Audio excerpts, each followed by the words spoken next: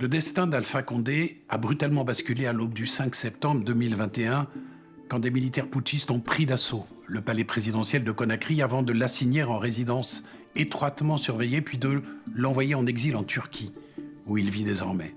Aujourd'hui, loin de sa terre de Guinée, alors que son tombeur, le colonel Doumbouya, dirige une transition à durée indéterminée, le président Alpha Condé, qui a toujours refusé de démissionner, n'a renoncé à rien. Fier de son bilan, il continue de faire ce qu'il a toujours fait et fera jusqu'à son dernier souffle, de la politique. Le film que vous allez voir a été réalisé peu avant la chute de cet homme d'État atypique, obstiné et qui ne laisse personne indifférent, dont l'itinéraire hors du commun s'apparente à un parcours du combattant. Resté depuis inédit, ce portrait total d'Alpha Condé se devait d'être enfin diffusé à titre de document pour l'histoire de la Guinée et celle de l'Afrique.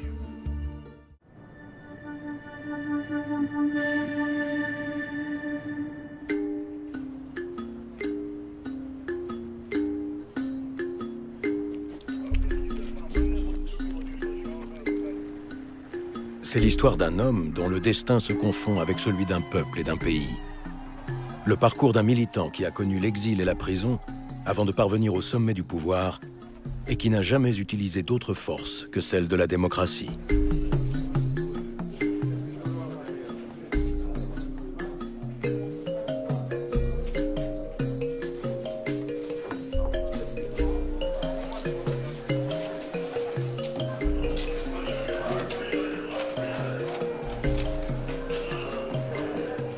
On est là, s'il vous plaît.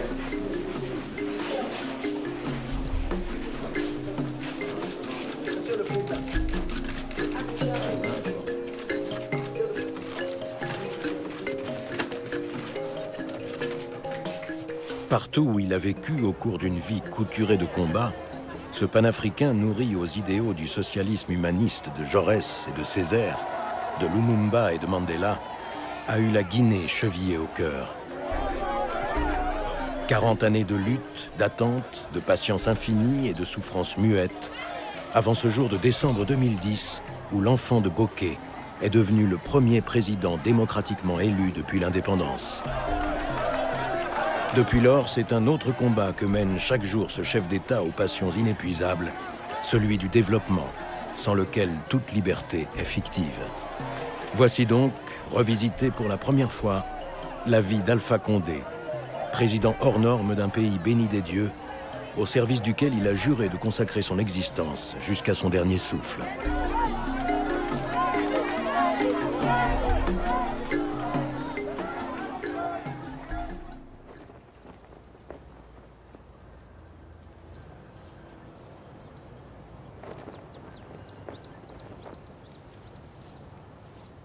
Alors ce film, Monsieur le Président, le pouvoir et la vie, ce film, c'est l'histoire de votre vie. Les tout premiers pas de cette saga d'Alpha Condé, c'est à Bokeh, en Basse-Guinée, qu'il faut aller les chercher. Un jour de mars 1938. Alors pourquoi Bokeh, Monsieur le Président? Pourquoi êtes-vous né à Bokeh? Vous êtes de la communauté malinké, Bokeh est un pays sous-sous. Vous savez que les fonctionnaires étaient affectés. Mon père était fonctionnaire à Bokeh, ça explique donc qu'il se soit établi là-bas et établi une famille. Et pendant, mon père a fait la forêt, il a fait plusieurs régions. Bon, nous ne sommes pas tous nés à Bokeh, c'est moi qui suis né à Bokeh. Votre père, Mamadou Condé, votre mère, Saran Camara, quels souvenirs en gardez-vous? Disons, ma mère était une femme très généreuse, qui se dévouait plutôt aux autres. La preuve, beaucoup de gens habitaient chez nous sans rien payer. Mon père était un peu autoritaire. Et bon, c'est le type du mandin un peu féodal. Mais qui m'a quand même inculqué une éducation qui m'a permis d'être ce que je suis. Parce qu'il était très sévère, très rigoureux, mais cela m'a aidé. Bon, évidemment, au départ, ça ne me plaisait pas. Mais finalement, ça a été une très bonne chose qu'il ait été très sévère et rigoureux avec moi. Vous appartenez à une grande communauté à l'intérieur de la Guinée, communauté des Malinqués, on va en parler. Mais finalement, on a du mal presque à vous rattacher à une communauté en particulier. Je suis né à Bokeh, j'ai grandi en partie à Conakry et je suis parti en France. Donc, l'histoire des castes, autres, bon, je n'ai pas connu. Comme moi, je suis parti très tôt en France, donc c'est des questions qui n'ont pas imprégné ma culture. C'est plutôt une culture urbaine et une culture d'unité, de voir le peuple de Guinée comme un ensemble. Les parents d'Alpha Condé sont originaires de Baro, en Haute-Guinée, au cœur du pays malinké.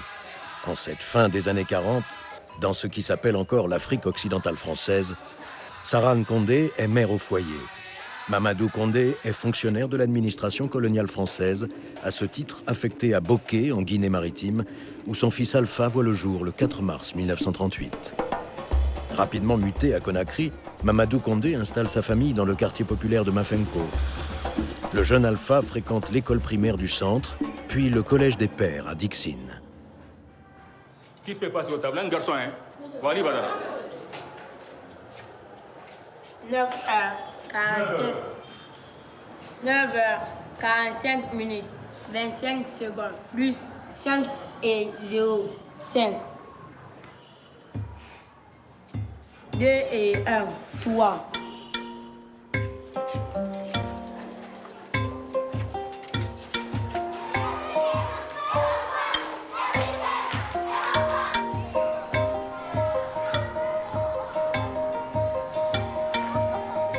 Nous sommes alors à la fin de l'époque coloniale. Cette colonisation, comment la viviez-vous, jeunes Guinéens? Une injustice, discrimination, ou alors quelque chose qui était destiné à passer? Vous savez, moi, les souvenirs que j'ai, lorsque nous étions... On devait passer des certificats d'études, donc pour avoir la bourse, moi j'avais mis externe. Et le directeur qui s'appelait Rabel à l'époque dit non, seuls les expatriés peuvent externe. Il a barré, quand il n'a pas déjà encore mis externe, il est venu, il m'a giflé. Donc c'est ce qui a amené que finalement j'étais au séminaire à l'école des Pères. Donc c'était une volonté réellement de montrer que les expatriés et nous, on était totalement différents, puisque les expatriés avaient le droit d'être externes, mais nous, on n'avait pas le droit d'être externes. C'est des souvenirs que j'ai gardés, disons, des colonisateurs.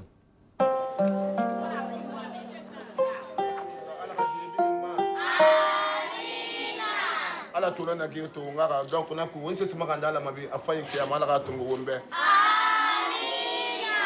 agumma ba mbaga fala wobe c'est de rosera nana an lu fo yo ameleke mu gumana na kan fin ma ya ga ro ira.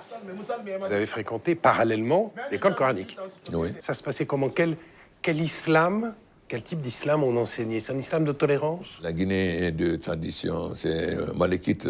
La région guinéenne musulmane est très tolérante en Guinée. Et moi, j'étais à l'école coranique à Boulibine, chez Kalmar Bari, qui habitait dans la cour de Haïfodé, où donc j'ai eu comme co-disciple, mais enfin peut-être un peu plus vieux que moi, des gens comme Dakimbor et beaucoup d'autres.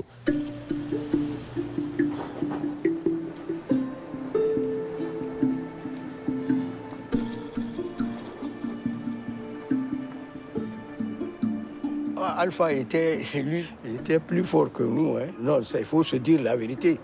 Lui, il était plus intelligent. Et puis encore, il se moquait trop de ses copains, quoi. C'est pourquoi il est toujours se bagarrer avec les autres, quoi.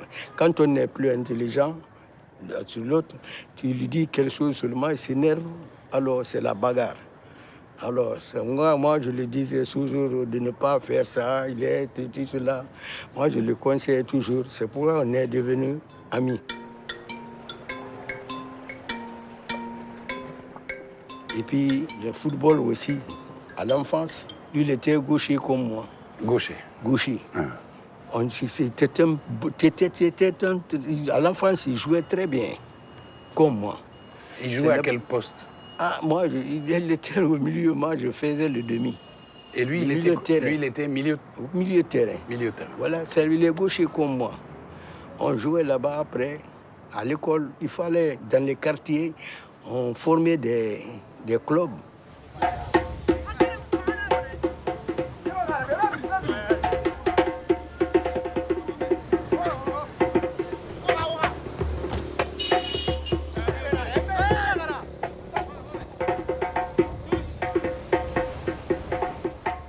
un joueur de milieu de terrain et gaucher.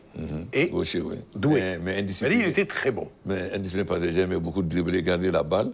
Et donc l'entraîneur me critiquait souvent. Je disais un peu indiscipliné. Et D'Aquimban nous a dit, s'il n'avait pas fait ce qu'il a fait, la politique, il aurait pu devenir un footballeur professionnel, finalement. Oui. C'est peut-être Mais une carrière. C'était pas ma vocation. 1956. Alpha Condé a son brevet en poche et des notes de premier de classe.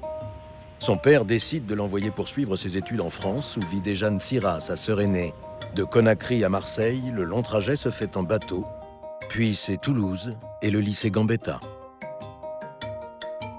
Ville universitaire, Toulouse est alors un foyer important de la FEANF, la Fédération des étudiants d'Afrique noire en France, sous influence communiste et dont les membres militent activement pour l'indépendance des colonies françaises. Alpha Condé participe aux réunions enfiévrées, en même temps que des camarades venus de toute l'Afrique francophone. Vous avez un souvenir de ce départ en 1956? Vous prenez le bateau? Je prends le bateau, oui, et je suis parti avec des amis. Non, vous arrivez à Marseille, je crois. Marseille. Puis ma soeur est venue me chercher. Voilà. Et ma soeur était à Carcassonne. Donc moi, je me suis inscrit au lycée Pierre de Fermat, qui s'appelait avant Gambetta. C'est là que vous faites finalement connaissance avec le syndicalisme étudiant. Toulouse était vraiment le grand centre de la France. Bien sûr, le comité directeur se trouvait à Paris, mais le journal d'étudiants guinéens avait sa rédaction, la direction de la rédaction à Toulouse. Et les grands ténors de la FEANF, comme certains comme le Sénégalais Kader Fall, Ndala Graye, et beaucoup de ces grands dirigeants qui sont devenus après les grands dirigeants de la FEANF étaient à Toulouse. Et comme mon tuteur, Souma Théodore, était dans le même groupe, donc dès que je suis venu, ils m'ont pris en main. J'étais un peu leur petit poulain.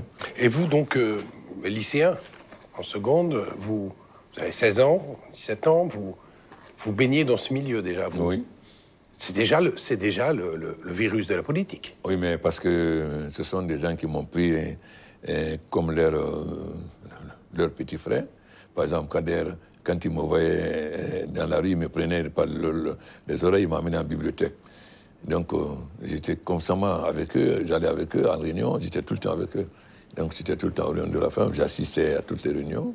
Un mouvement qui était très, très marqué à gauche. Oui. Et ça, on peut dire que ça a forgé votre esprit politique et votre esprit panafricain. Bien sûr. La FEANF, ça a été une école, une matrice. Une école qui m'a marqué profondément, comme la plupart des étudiants africains en France.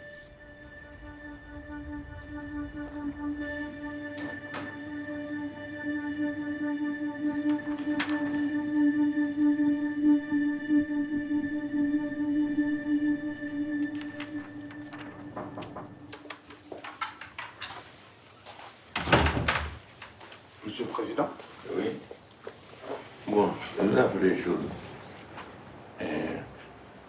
Le CENI. Attendez. Bon, vous dites à Lucien Nabé et au ministre de l'énergie de venir. Vous appelez Nassir aussi s'il peut venir. D'accord. Le ministre de l'Énergie, lui, il est déjà là. Ah bon, d'accord. Monsieur le ministre de l'Énergie.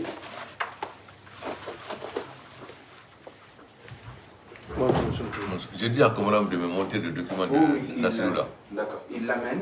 Entre-temps, le gouverneur est en route, donc il devrait arriver. Je n'ai pas encore réussi à obtenir Nassirou.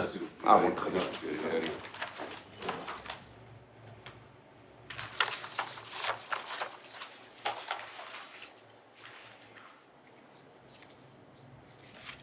J'avais pas lu l'annexe. Je n'avais pas lu l'annexe.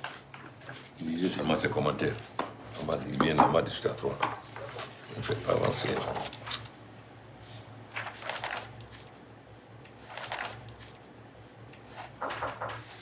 Oui. Monsieur le conseiller Nassirou. Alors? Bonjour, Monsieur le Président. Merci. Bonjour, Monsieur le Ministre. Non, on discute de votre note là. Parce que moi, je suis d'accord avec vous. Donc, elle ne fait pas partie de ce qui est financé par la vie et ce qu'ils proposent est extrêmement intéressant. Ils sont encore là? Oui, je peux. Donc, il faut que vous les rencontrez ensemble. Ce qu'ils ont proposé est extrêmement intéressant. Ils ont écrit au ministre. Hydropower Guinée a 5 partenaires qui ont écrit à Hydropower qu'ils les soutiennent dans le projet de diagnostic, réhabilitation, maintenance et exploitation du barrage hydroélectrique de Dunkerque.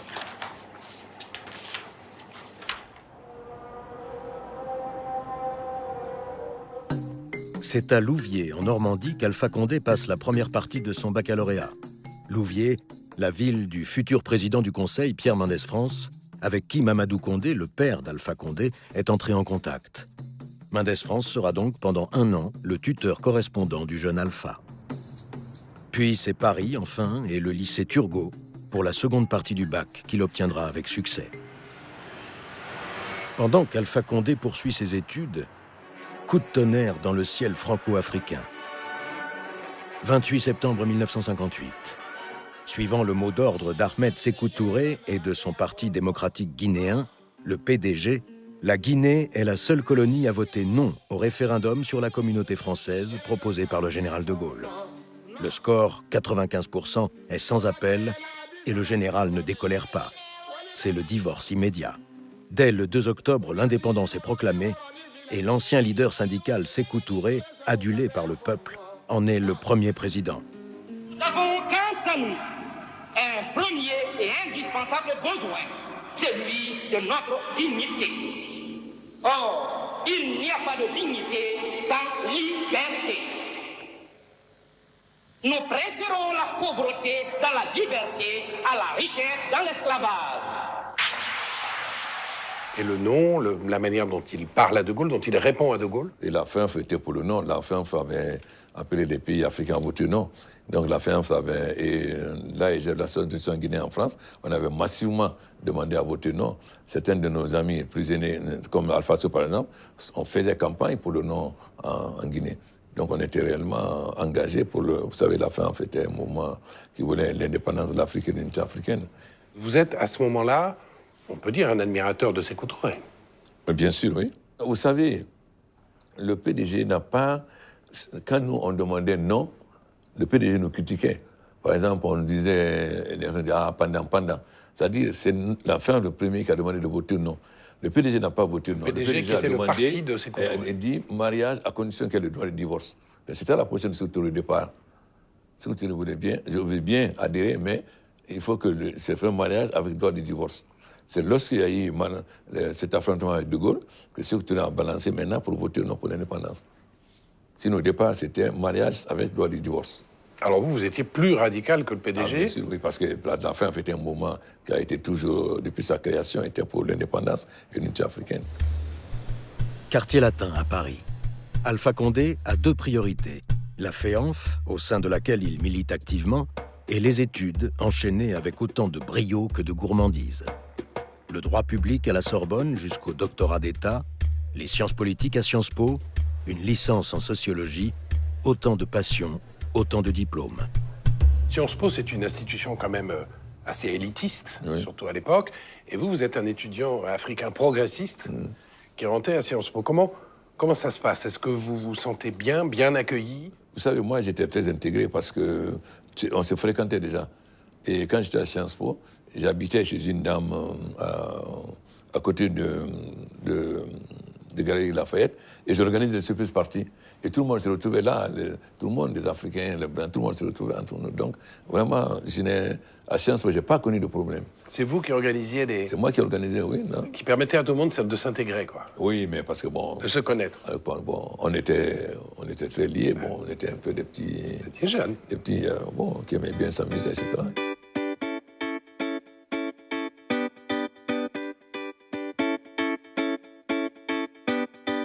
C'était un jeune et beau Africain, très bien habillé, très dandy, très populaire.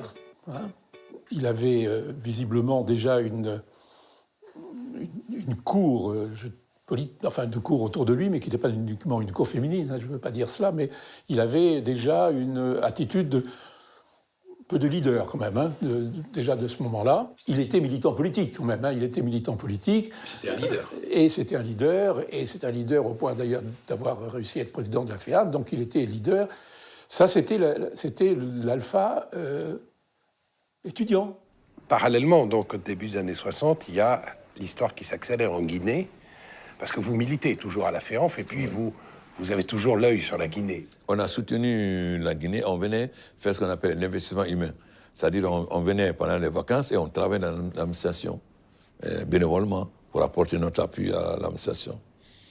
Et vous rencontrez Sékou Touré? Oui, et Sékou Touré me recevait régulièrement. Et à chaque fois, il me recevait, il me consacrait beaucoup de temps. Je me rappelle lorsque le ministre de la Défense ghanéen devait aller diriger le contingent guinéen qui devait aller au Congo-Kinshasa. J'étais dans le bureau du président. Il m'a reçu, il m'a gardé, il les a reçus. Bon, mais manifestement, il a vu à un moment donné que l'addition ne m'intéressait pas. Il m'a dit, moi, je suis parti. Donc, j'avais descendu de relation avec le président. Je le rencontrais régulièrement, on discutait. J'avais descendu de relation avec lui.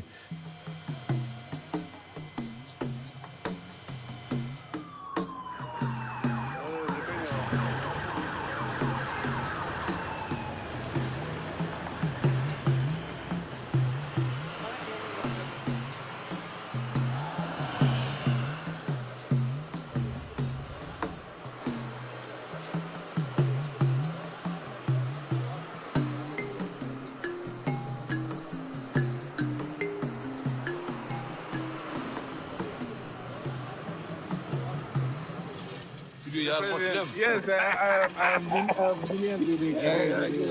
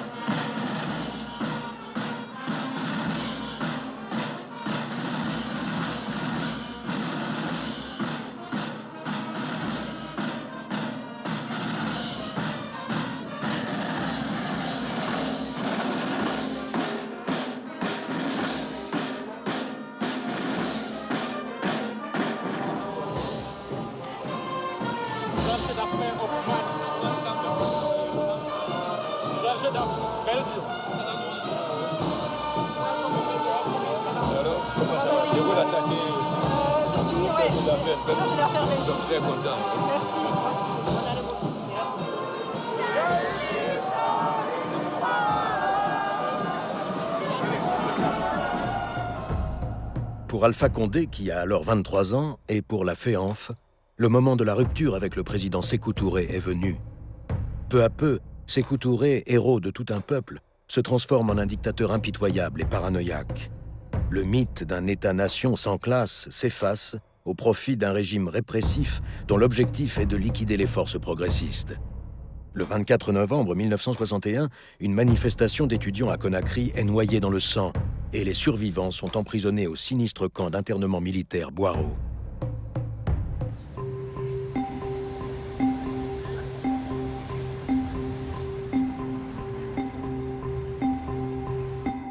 Fin de la guerre d'Algérie, mai 68, mobilisation contre la guerre du Vietnam, sans oublier la férule de Sékou Touré. En cette décennie de braise, le camarade Alpha est sur tous les fronts. Élu président de la FEANF en 1965, Alpha Condé tisse un réseau d'amitié internationale, de Pékin à Brazzaville, de Dakar à Belgrade, d'Abidjan à Berlin, qui lui servira plus tard. Il devient également professeur des universités et ce boulimique de débats politiques milite au sein du SNESUP, le syndicat de gauche des enseignants du supérieur. Donc en décembre 65, vous accédez à la présidence de la FEANF. Votre analyse à l'époque est très teintée quand même de marxisme, il faut le reconnaître. Oui, mais c'était le langage de l'époque, c'était... Et la Guinée, vous l'avez... Comment il n'y a pas de classe ouvrière en Guinée? Très peu. C'était quoi la force motrice pour la révolution en Guinée à l'époque? Non, bon, évidemment, à l'époque, nous étions un peu la pensée de Mao. Nous pensions qu'il fait partie de la campagne pour encercler les villes et que la paysannerie devait être la force principale du changement, etc. Ce n'était pas la classe ouvrière. C'était un peu cette vision qui n'était pas seulement de Mao, qui était aussi celle de Giap, de Ho Chi Minh, etc. On était très influencés par ça. À partir du milieu des années 60, vous vous installez, si je puis dire, professionnellement, puisque vous êtes enseignant. Je suis devenu enseignant après mai 68, oui. Voilà. Fac de droit, sciences éco, c'est ça? Oui.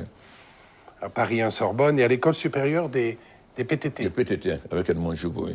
Et vous faisiez des cours là-bas des cours de quoi? Et des cours de finances publiques. Là c'est le militantisme total. Vous êtes sur deux fronts. Il y a à la fois la FEANF, et puis vous adhérez au SNESUP. Oui. Le SNESUP, c'est... On adhère au SNESUP, oui, mais parce que c'était le syndicat. C'est le syndicat. Et j'ai été donc dans le bureau du SNESUP à la fac de droit. Il y avait à Paris l'association des étudiants guinéens en France. C'est en 1962-63 que j'ai fait la connaissance du professeur Alpha Condé dans cette association. Je l'ai rejoint pour les idées qu'il émettait dans les réunions. Et j'ai vu en lui un patriote qui aimait la Guinée, qui voulait que ça change en Guinée, depuis déjà cette époque. Année 70, année noire pour Alpha Condé. 22 novembre, agression extérieure en Guinée. Les troupes coloniales portugaises et leurs supplétifs guinéens débarquent à Conakry. C'est l'opération Marée Verde, destinée à capturer le leader nationaliste bissau-guinéen Amilcar Cabral et à renverser le président Sékou Touré. L'attaque est repoussée et Sékou Touré en profite pour liquider toute opposition interne à son régime. Alpha Condé, qui a pourtant fustigé le coup de force dès les premières heures, est condamné à mort par contumace aux côtés de 86 Guinéens. Quel effet ça fait quand on apprend qu'on est condamné à mort? Un jour, j'étais assis au café à la rue Soufflot. On blaguait comme ça. Il y a un ami qui me dit, mais ici c'est que tu vous condamner. J'ai dit, mais toi, c'est comment il va nous condamner? Et c'était encore une position. Et le soir, quelqu'un m'appelle d'Abidjan pour dire, Alpha, et tu sais qu'Alpha, toi, vous êtes condamné à mort par contumace? Ça signifie très clairement que vous ne pouvez plus rentrer en Guinée? Bah, évidemment. Évidemment. Et pour vous, c'est pas un déchirement? Vous vous dites, non, j'attends la chute du régime? Et moi, j'ai dit que je ne souhaite pas l'exil à quelqu'un. L'exil est très, très difficile à supporter moralement. D'être coupé de sa famille pendant des années, vous ne pouvez pas voir. Quand il y a des promos, tout ce qui se passe, c'est très dur l'exil. C'est pourquoi moi, je souhaite l'exil à personne. Moi, j'ai été frappé une fois.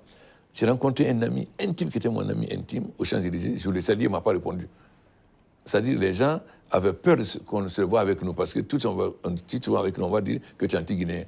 Donc ça fait mal de voir que beaucoup de vos amis intimes peuvent vous fuir pour ne pas être accusés.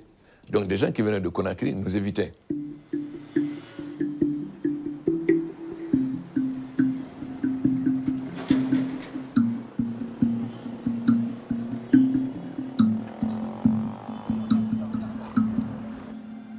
Milieu des années 70, l'activisme d'Alpha Condé gêne désormais l'Élysée. Entre la France de Valéry Giscard d'Estaing et la Guinée de Sékou Touré, les rapports se décrispent peu à peu. Rompus au lendemain de l'indépendance, les relations diplomatiques reprennent et le président français se rend en visite officielle à Conakry en décembre 1978. On fait alors comprendre au professeur militant que l'enseignement lui est désormais interdit. La donne change parce que les autorités politiques françaises ne vous considèrent plus d'un œil favorable. Jusqu'à des interdit la FEANF. Ensuite, ils m'ont créé plein de problèmes à la fac, donc j'ai été obligé de quitter. Heureusement, j'avais un ami, Jeanne Chacha Tourinsev, qui avait une société de négoce de café. Et donc, lui m'a proposé de venir travailler avec lui. Donc, j'ai quitté l'université. C'est-à-dire qu'on vous fait comprendre à l'université qu'il vaut mieux... Que je n'étais pas le bienvenu. Donc j'ai quitté, mais ça n'a pas été un problème puisque j'avais un point de chute, c'était avec mon ami Sacha qui était mon promotionnaire à Sciences Po et qui avait donc cette société, qui m'avait relancé plusieurs fois, j'avais refusé, mais cette fois j'ai accepté de travailler avec lui. Donc je me suis chargé maintenant de faire la promotion du sucre râlé en Côte d'Ivoire, au Cameroun, au Congo Brazzaville, en Angola, etc. C'est un métier nouveau que vous pratiquez. Ça vous a appris des choses pour l'avenir qui Bien sûr, parce que d'abord, ça m'a fait comprendre exactement le système de négoce, le fonctionnement des entreprises capitalistes, etc. Et aussi le jeu en Afrique. Donc, quand je suis venu au Cameroun, le Bobo Amatokour, qui était le patron de la caisse de stabilisation, au début on s'est accroché, il m'a dit oui, tu es comme les autres. J'ai dit non, moi je ne suis pas venu pour ça. Et au bout d'un moment, il a compris que moi j'étais venu, j'étais venu avec une autre idée, parce que même si j'étais dans le gauche, je n'ai jamais oublié que j'étais un militant politique et que j'entendais jouer un rôle en Guinée. Donc, en aucun cas, je ne pouvais accepter aucune compromission qui pouvait demain me gêner dans ma lutte politique.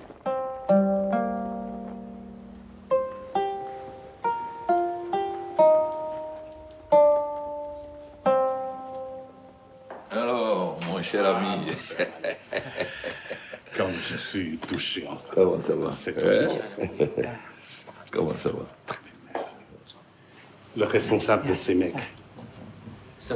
Directeur, CEMEC, Sinomac, le responsable, l'interprète, et de l'institution de conception pour manioc et pour palmier. Merci. Voilà. Alors, on va la famille. Le dernier. Bonjour. Alors?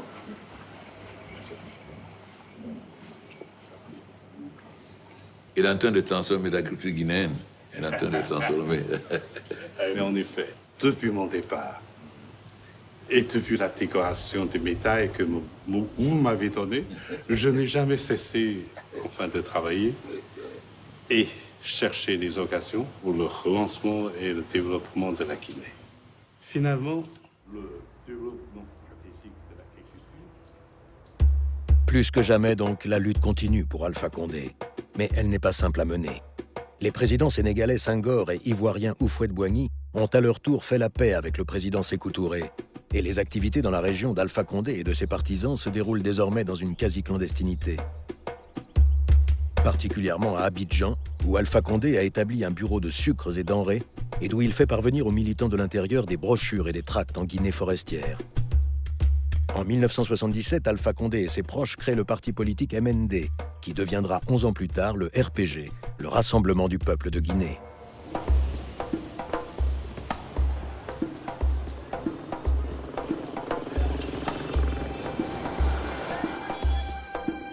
« 26 mars 1984, le président Ahmed Sékou Touré s'éteint dans un hôpital de Cleveland, aux États-Unis, après 25 années de règne absolu, chaotique et violent. Un chapitre se referme dans l'histoire de la Guinée qui a marqué à jamais les esprits et la façon d'être de son peuple. Mais le personnage Sékou Touré lui-même, vous lui avez rendu hommage. D'ailleurs, vous êtes incliné, etc., sur sa tombe. En quoi son apport à la Guinée a été positif? Vous retenez quoi? L'homme du nom? Il a eu sa phase, comme j'ai dit, sa phase ascendante et sa phase descendante. Sa phase ascendante, c'est lorsqu'il a pris la tête du syndicat. Pendant un moment, il était vraiment combatif. Malheureusement, il a été récupéré par le gouverneur général de Dakar. Et à partir du moment où la Sékou Touré a cassé le syndicat, c'est en ce moment qu'il s'est opposé à des gens comme Seydou Diallo du Mali, etc. Donc, pendant sa phase ascendante, il a joué un rôle positif. À Conakry, voici venu le temps des militaires. Dès la mort du président Sékou Touré, le colonel puis général Lansana Conté prend le pouvoir le 5 avril 1984. Il ne le lâchera pas pendant 24 ans, secondé par des civils à ses ordres. Le général Lansana Conté s'engage à établir la démocratie, mais très vite, son régime se referme et se radicalise dans la continuité du précédent. Nous n'avons pas mis les gens en prison pour un problème politique, parce que ce qu'ils ont fait, c'est passé. Ça ne nous intéresse plus. Si nous voulons fouiller le passé, l'avenir nous va nous échapper. Ça, c'est clair. Alors que souffle sur l'Afrique francophone le vent démocratique du sommet de la Baule, organisé par François Mitterrand en avril 1990, le général Lansana Conté esquisse une timide ouverture politique. Celui que l'on surnomme le président paysan annonce la tenue d'une élection présidentielle pluraliste pour la fin de l'année 1993. Pour Alpha Condé, dont le parti, le RPG, s'est clandestinement implanté à travers toute la Guinée, l'heure est venue de rentrer enfin au pays après 20 ans d'exil afin de participer au scrutin, et peu importe les risques. Mais pour le président Lansana Conté et ses proches, laisser rentrer Alpha Condé en Guinée, c'est introduire le loup dans leur bergerie privée. Alors, ils feront tout pour l'en empêcher.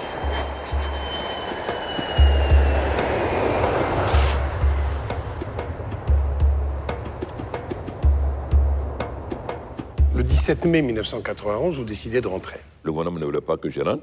Ils ont interdit aux compagnies de me prendre. D'abord, ils ont dit que je n'étais pas guinéen. Bon, ils ont dit que je n'étais pas guinéen. Parce qu'à partir de 1964, Sékou Touré ne donnait plus de passeport. Donc j'ai pris un de mes passeports de 1962.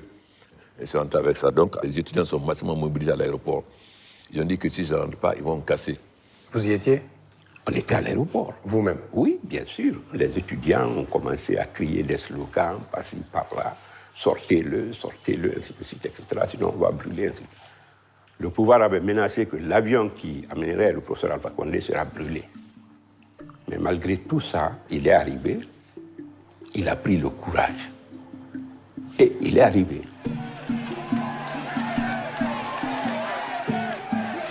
Le 17 mai 1991, en fin d'après-midi, Alpha Condé foule enfin le sol de Guinée. Il a 53 ans et lorsqu'il apparaît, la foule exulte. Des milliers de militants présents pour l'accueillir à l'aéroport ont fait reculer le pouvoir.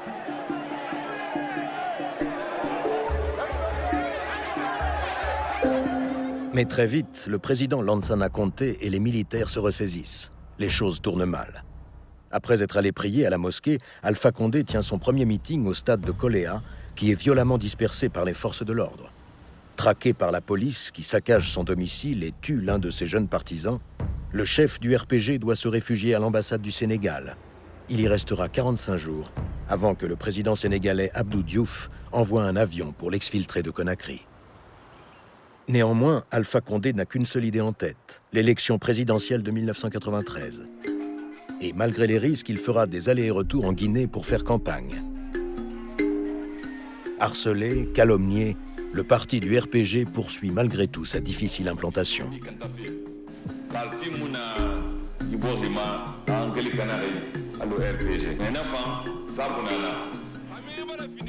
Au soir de l'élection présidentielle du 19 décembre 1993, les premiers chiffres du scrutin donnent Alpha Condé en tête, devant Lansana Conté. Un second tour paraît inévitable, avec de forts risques pour le président sortant d'être battu.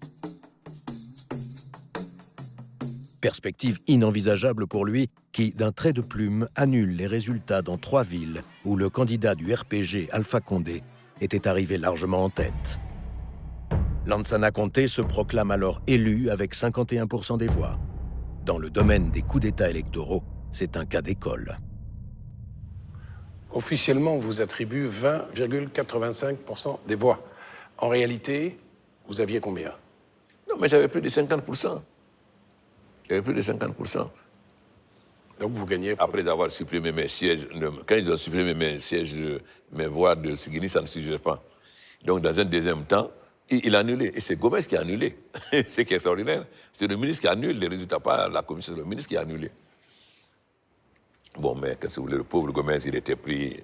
Tout le monde a voté RPG. Tous les garnisons militaires ont voté RPG. Il a fallu... ils ont fait un coup d'État électoral pour empêcher un deuxième tour. Les militants étaient révoltés. La situation est quand même très tendue.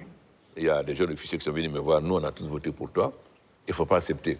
C'est nous qui sommes dans les chars. Si tu vas à l'affrontement, c'est nous qui nous serons derrière toi. J'ai été rencontrer les communautés. Bon, ils m'ont dit que voilà, il faut aller à l'affrontement. J'ai dit non, si on va à l'affrontement, bon, vos enfants vont mourir. Après, demain, si la Guinée va bien, votre fille ne sera pas là. Vous allez dire c'est la faute d'Alpha. Je ne veux pas de ça. Donc, j'ai pris mon bâton de pèlerin, j'ai sillonné les mosquées pour dire que moi, je ne suis pas venu pour gouverner les cimetières. Je suis venu pour gouverner pour les hommes. Et si j'envoie une partie au cimetière, pourquoi je vais faire? Donc, j'ai refusé l'affrontement. J'ai dit, bon, s'il veut tricher, il n'a qu'à proclamer sa victoire. Et les gens m'en ont voulu à l'époque, mais après, ils ont compris que j'avais raison. Parce que ça ne sert à rien de faire massacrer les gens. Ils ont dit que voilà, pourquoi tu as reculé, il fallait pouvoir... Bon, ils m'ont attaqué. Mais après, ils ont compris que j'avais raison. Mais votre décision de demander à vos partisans d'accepter finalement cette injustice, c'est une décision qui est quand même une décision très forte. Est-ce que ce n'est pas un petit peu une constante chez vous? C'est-à-dire le refus de la violence. Je suis contre la violence. Moi, je n'ai pas fait la politique pour faire mourir les gens. Et si vous voulez faire le bonheur des gens, comment vous pouvez envoyer une partie au cimetière si vous voulez faire leur bonheur? Moi, j'ai été opposant pendant combien d'années de 68 jusqu'en 84, j'étais opposant. Et je n'ai jamais voulu la violence. Donc, pourquoi maintenant je vais avoir de la violence?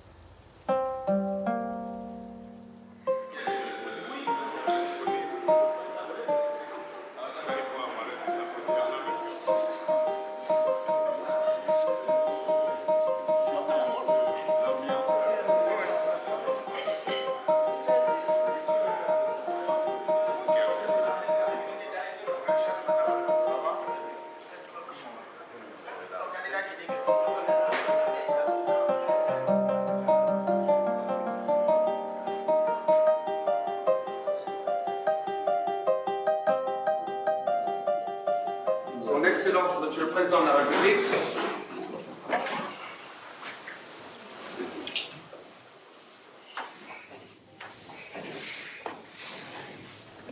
Monsieur le secrétaire général. Excellence, Monsieur le Président de la République, l'ordre du jour de la présente session du Conseil des ministres est le suivant. 1. Message de son Excellence, Monsieur le Président de la République. 2. Compte rendu de la session ordinaire du Conseil interministériel. 3. Décision. 4. Divers. Pour Alpha Condé et le RPG, le combat démocratique continue. Chaque espace de liberté étant le résultat d'une âpre conquête. En juin 1995, le président Lansana Conté organise des élections législatives. Première victoire dans les urnes pour le RPG d'Alpha Condé, qui obtient 19 députés à l'Assemblée nationale en dépit des fraudes organisées. Le RPG devient la première formation de l'opposition. Alpha Condé se lance alors à corps perdu dans la campagne des élections présidentielles de 1998. Il n'ira pas jusqu'au bout. C'en est trop pour le pouvoir. Dans la nuit du 15 au 16 décembre, à 2 jours du scrutin, il est arrêté par la gendarmerie, non loin de Lola, en Guinée forestière, avec 2 compagnons, dont son garde du corps, Ben Karamoko. Livré aux mains de l'armée, il est transféré à Conakry, où un juge lui signifie son inculpation pour atteinte à la sûreté de l'État, tentative de fuite du territoire et recrutement de 800 mercenaires de pays voisins afin de déstabiliser le régime. Un scénario rocambolesque et cousu de fil blanc, mais dont la sanction n'est rien d'autre que la peine de mort.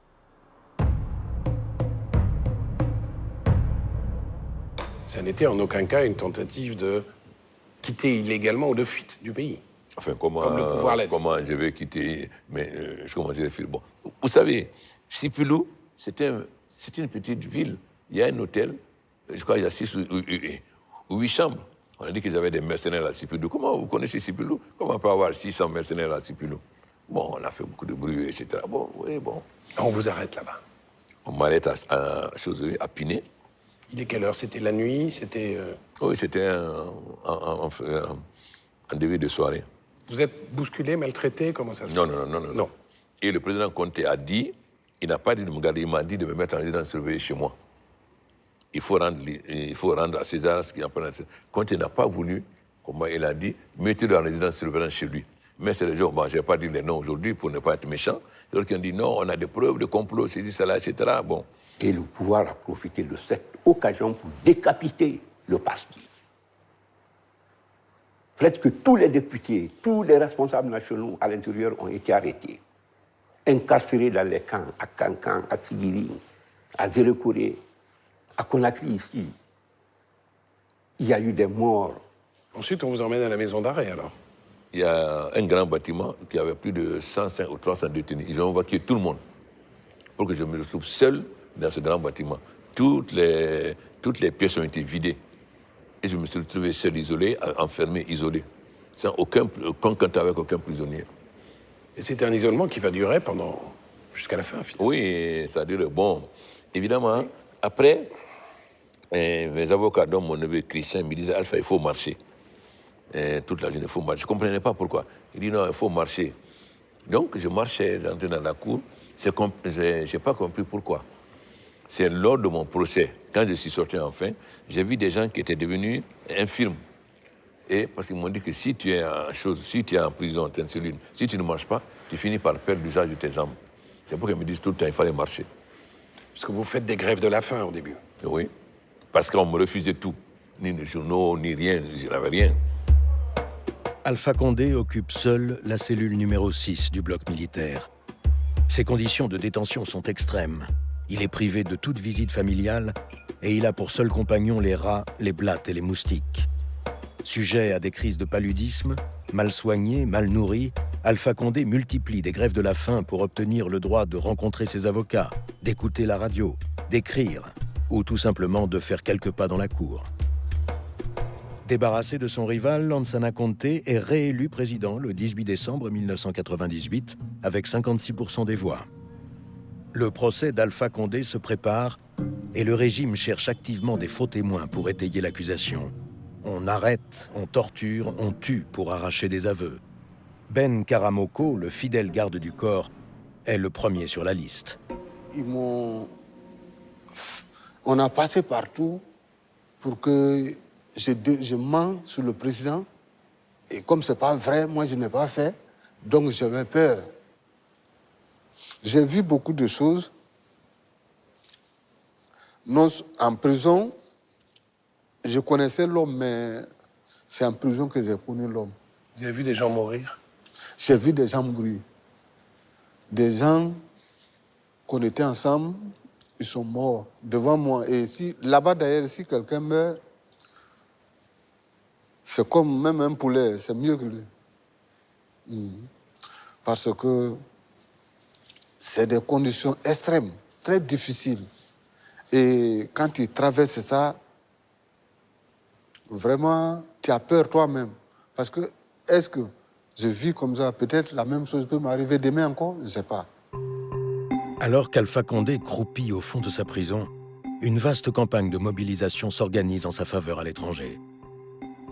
Sous l'impulsion de l'universitaire français Albert Bourgi et de son épouse Evelyne, un comité de soutien voit le jour à Paris avec des correspondants un peu partout en Afrique.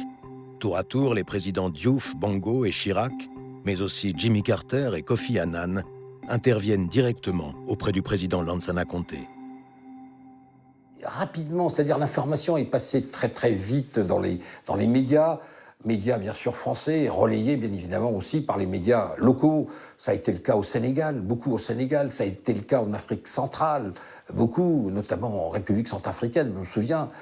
L'Assemblée nationale avait été immédiatement saisie de la question de l'arrestation d'Alpha Condé et la protestation donc a commencé à surgir un petit peu partout. Le 12 avril 2000, le procès d'Alpha Condé et de ses co-accusés s'ouvre enfin.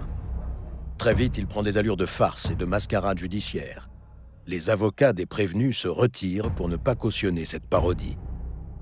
À la barre, les témoins à charge ne cessent de se contredire et de démentir les dépositions qu'ils avaient faites, parfois sous la contrainte. Les juges se ridiculisent sous l'œil des caméras, confondent les lieux et les noms, se perdent en arguties grotesques. Le 11 septembre, après 5 mois de comédie, le verdict tombe. 5 ans ferme pour Alpha Condé. Vous leur en voulez à ces faux témoins, à tous ces gens-là? Non, mais parce qu'il y a une femme qui est venue de Lola, elle a tribune, elle a dit, qu'est-ce que je dois dire? Ce qu'on m'a dit à Lola de dire ou ce qu'on m'a dit à Conakry de dire. Et c'était ridicule. Ensuite, maintenant, des témoins ont fui. Ils se sont trouvés sans témoins. C'est en ce moment que 2 autres, je ne vais pas dire leur nom pour ne pas être méchant, sont partis prendre des faux témoins pour les amener, mais les ont mal préparés. Donc quand le juge, le président Sima, a commencé à leur poser des questions, il y avait tellement de contradictions qu'il a été obligé d'arrêter, de dire, bon, on suspend la séance. Bon, c'était... Bon. Est-ce que vous en voulez encore ou vous avez pardonné le procureur, le juge, ceux qui vous ont condamné, ceux qui vous ont arrêté, les geôliers? Vous savez, il y a eu des choses... Est-ce que vous leur en voulez encore? Non, moi, je n'avais à personne, la preuve. Bon, vous savez, moi, j'ai toujours eu l'idée qu'il faut savoir pardonner et travailler avec tout le monde. Il sait que Sima, en tant que président, était très ennuyé. Lui, il avait dit au président Conté, vraiment, ce procès-là n'a pas de sens, vaut mieux qu'on utilise le Parlement pour demander sa libération. Mais ils l'ont mis de côté. Donc, on voulait que je vienne enchaîner des prisons. Sima a refusé, dit non, il ne vient pas enchaîner. Parce qu'il voulait m'enchaîner pour me mettre dans l'avertissement. C'est tout catégoriquement opposé qu'on m'enchaîne. Et je venais donc les bras libres. Le 18 mai 2001, contre toute attente, Alpha Condé et ses camarades sont libérés après 27 mois de détention. Aux pressions américaines et européennes se sont jointes celles des députés guinéens et de journaux indépendants comme le Lynx et la Lance. Le président Conté, acculé, ne pouvait que reculer. Considérablement amaigri par l'épreuve, Alpha Condé est épuisé, mais plus déterminé que jamais à renouer les fils de son destin.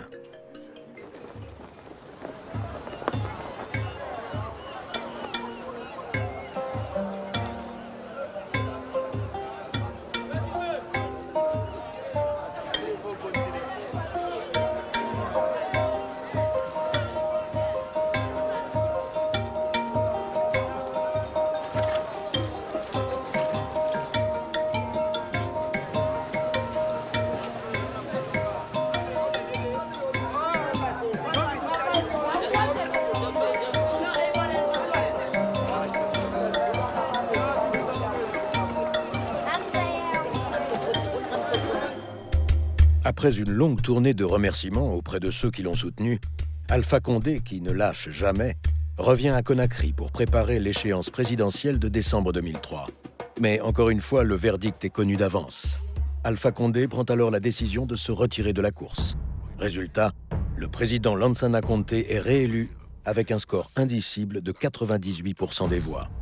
Un triomphe usurpé qui est pour lui le début de la fin. Malade, il est incapable de faire face à la frénésie prédatrice de ses collaborateurs qui mettent le pays en coupe réglée et il envoie l'armée mater dans le sang les manifestations syndicales de février 2007. Le 22 décembre 2008, Lansana Conté, ancien sous-officier de l'armée coloniale française, meurt après 24 ans d'un règne calamiteux. On va revenir un petit peu sur vos relations avec Lansana Conté. Apparemment, vous ne l'avez vu qu'une seule fois aux funérailles de sa mère. Lorsqu'il a perdu sa mère, nous sommes musulmans, j'ai estimé qu'il était de mon devoir d'aller présenter des condoléances. Donc il a été très correct. Quand je suis arrivé, il n'avait pas commencé encore. Dès que je suis arrivé, il a dit de commencer. Les condoléances, et je suis le premier qui soit... Mais il y a une scène extraordinaire. Quand je suis arrivé, aucun ministre ne m'a approché. J'étais comme le pestiféré. Mais dès que Conté a demandé qu'on commence et qu'il m'a reçu le premier pour présenter les condoléances, tous sont venus vers moi maintenant. J'ai dit, ouais, la Guinée, c'est ça la Guinée. Mais dès que j'ai fini, j'ai pris ma voiture, je suis parti. C'est la seule fois où j'ai rencontré le président Conté. Il y avait une légende qui disait qu'il perdrait son pouvoir le jour où vos yeux se croiseraient. Oh, mais ça, c'est vous savez, ça, c'est le mysticisme en Guinée. Bon. Ces réalités mystiques qui entourent le pouvoir en Guinée, vous y croyez ou vous n'y croyez pas? Vous faites Vous avec? savez, moi, je crois en Dieu et je crois au sacrifice parce que ça fait partie des obligations des musulmans. Le sacrifice, c'est quoi? C'est donner aux pauvres. Mais je ne suis pas dans le mysticisme. Écoutez, je suis récent. J'ai vécu les 3 quarts de ma vie en Europe. Est-ce que j'avais un marabout? Non. Quelques heures après le décès du président Lansana Conté, un capitaine parachutiste de 44 ans, Moussa Dadis Camara, surgit à la télévision pour annoncer sa prise du pouvoir. On n'est pas des politiciens. On est des hommes directs, des hommes francs, des hommes qui sont en contact avec le peuple, avec le bas peuple. Son discours populiste et sa promesse d'organiser des élections démocratiques font long feu lorsqu'il annonce son intention de se présenter à la présidentielle de décembre 2010. Face à ce militaire aussi fantasque qu'incontrôlable, l'opposition se restructure et s'unit. Elle organise le 28 septembre 2009 un meeting dans le plus grand stade de la capitale. Meeting brusquement interrompu par des militaires qui tirent à balles réelles et se livrent à une centaine de viols. On relèvera 156 morts et 1 millier de blessés. Absent de Guinée ce jour-là, Alpha Condé condamne fermement ce massacre. L'ONU parle de crimes contre l'humanité et la junte au pouvoir se déchire. Suite à ce drame, le 3 décembre 2009, Moussa Dadis Camara est victime d'une tentative d'assassinat et il est grièvement blessé. Le général Sekouba Konaté, alors ministre de la Défense, lui succède pour une période de transition de 11 mois qui, cette fois, sera respectée.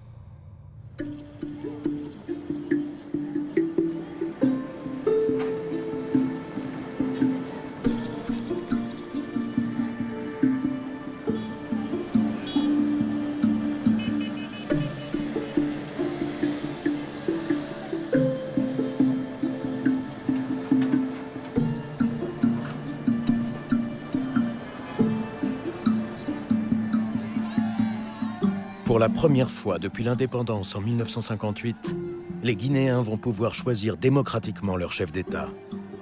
Le 7 novembre 2010, après 2 scrutins difficiles et grâce à des ralliements entre les 2 tours, Alpha Condé l'emporte avec plus de 52% des voix face à Cellou Dalein Diallo.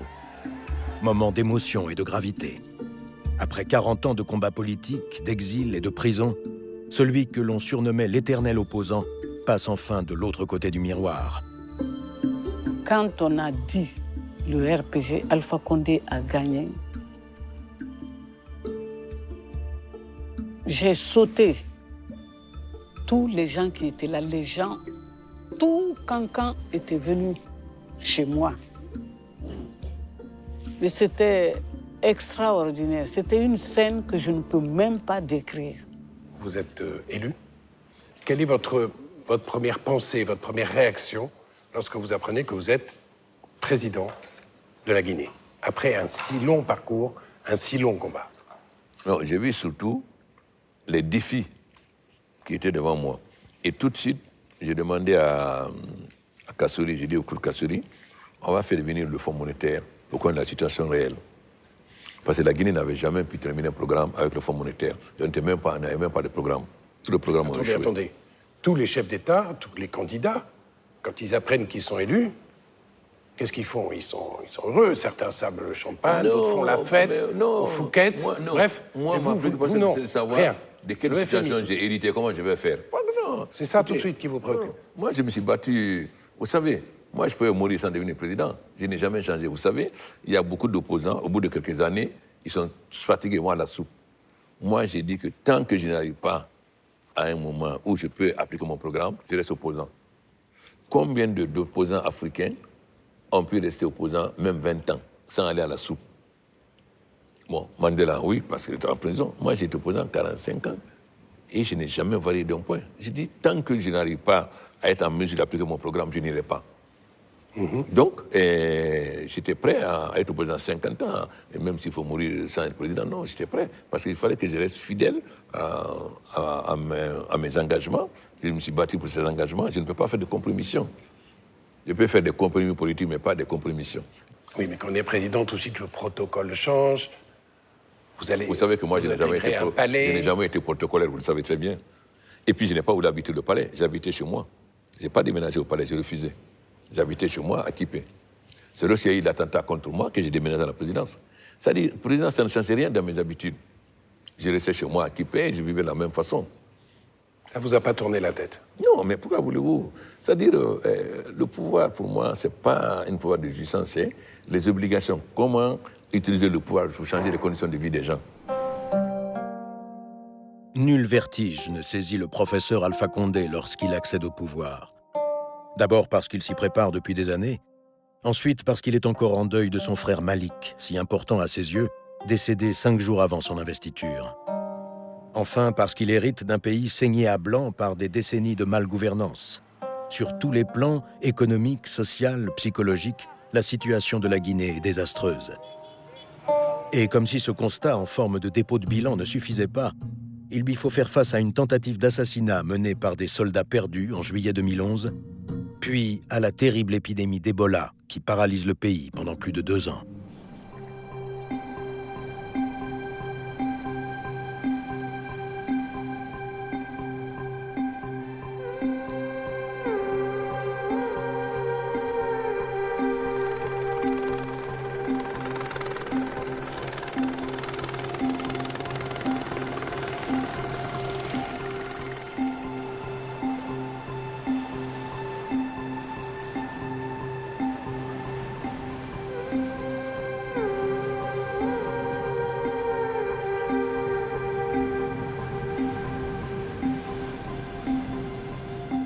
Vous arrivez donc au pouvoir à Conakry et vous dites, je trouve un pays, mais je n'ai pas trouvé un État. J'ai hérité d'un pays, pas d'un État.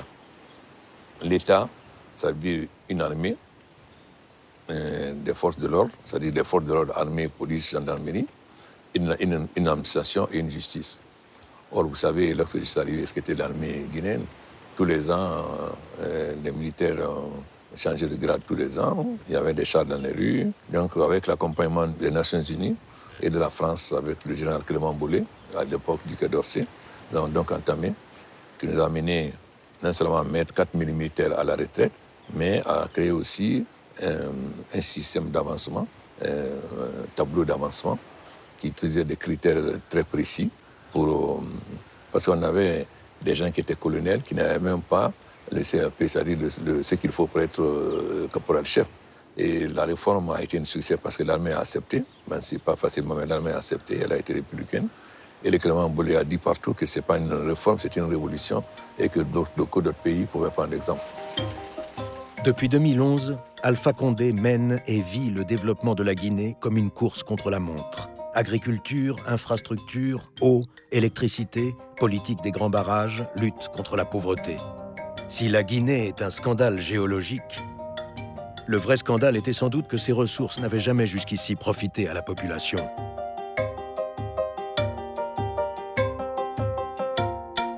L'obsession de cet homme pressé a toujours été de réparer cette fondamentale injustice.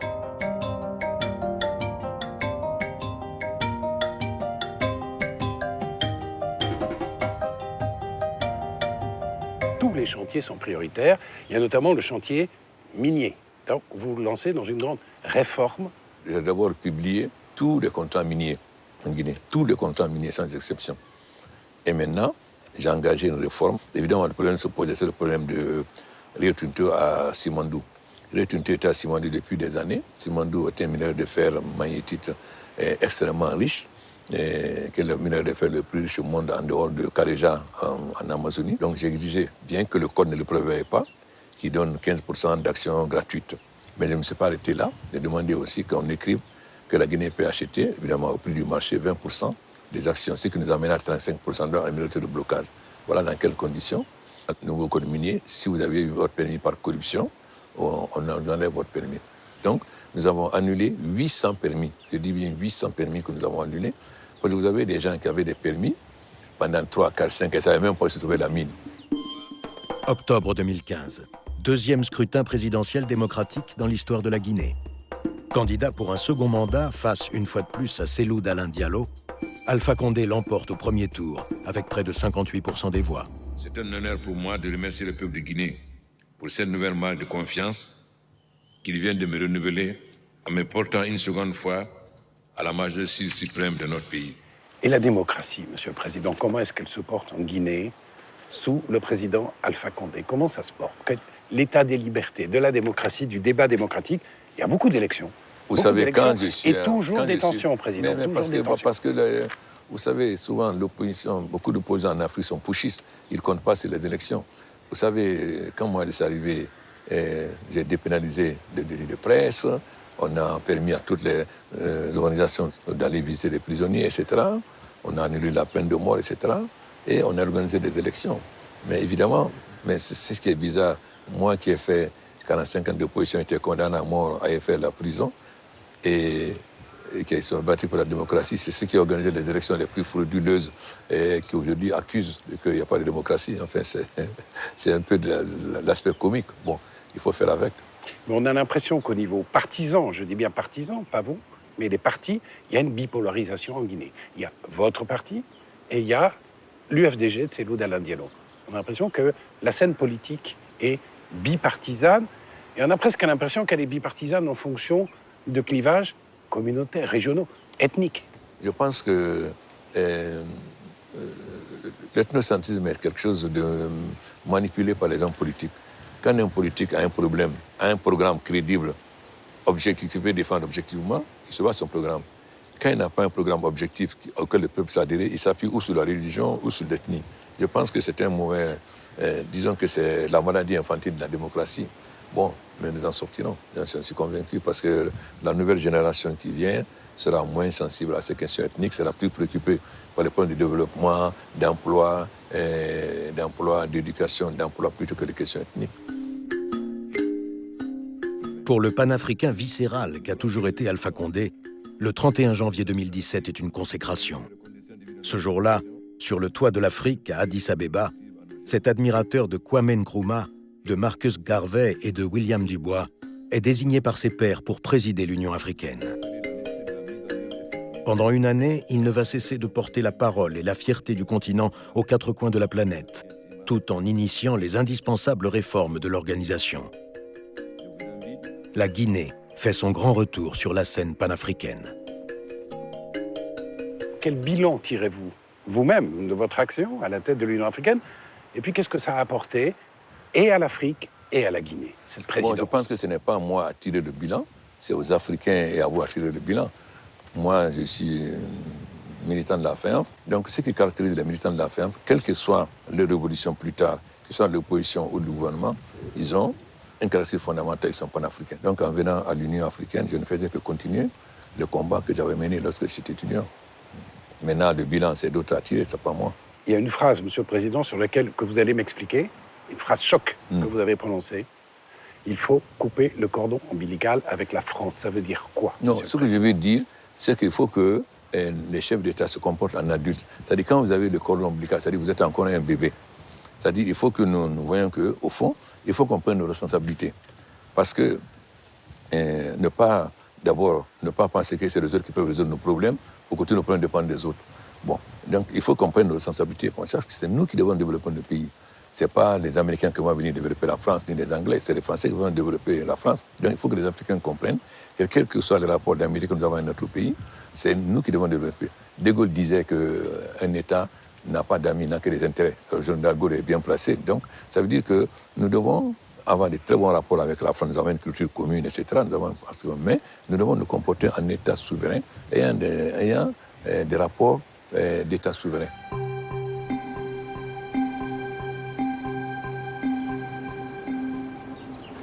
Il y a une phrase, Président, que vous avez dite dans une interview, que la Guinée était un aigle enchaîné et que votre but était de lui ouvrir les ailes. Oui, est-ce que vous pensez que c'est en train de se faire, que ce moment est venu? C'est en train de se faire. Pourquoi? Parce que nous commençons à avoir de l'énergie, mais surtout, nous avons fini le premier programme formel avec le Fonds monétaire qui est très contraignant. Aujourd'hui, nous commençons à avoir accès à des crédits non conditionnels. Et au fur et à mesure que nous réussissons, nous aurons de moins en moins, nous aurons de plus en plus accès aux crédits non conditionnels.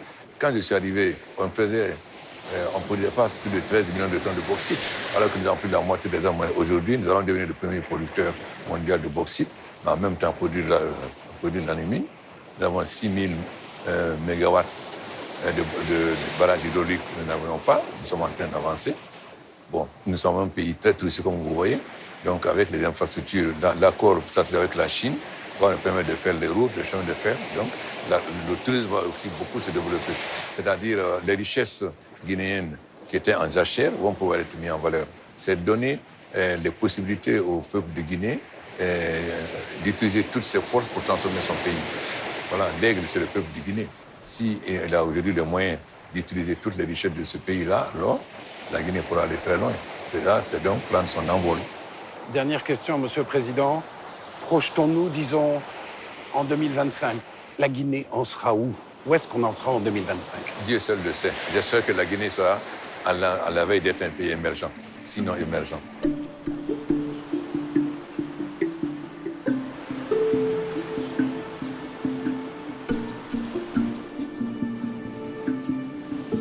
Alpha Condé est un être rare, le fruit d'un parcours unique dans l'univers des chefs d'État contemporains. Des ruelles de Mafenko aux amphithéâtres de la Sorbonne, des chemins de Guinée forestière à la cellule 6 de la prison de Kaloum, de l'appartement d'exil parisien au palais de Sékou Toureya, chaque jour et chaque nuit que Dieu a fait, Alpha Condé n'a jamais cessé de respirer, de lutter, de frissonner au rythme de ce pays inscrit au plus profond de sa chair. L'histoire de la Guinée ressemble parfois à un fleuve de passion qui charrie tout sur son passage dans un fracas assourdissant. Entre cette nation glorieuse et tourmentée et celui qui a su lui rendre fierté, sérénité et confiance, l'histoire n'est sans doute pas achevée.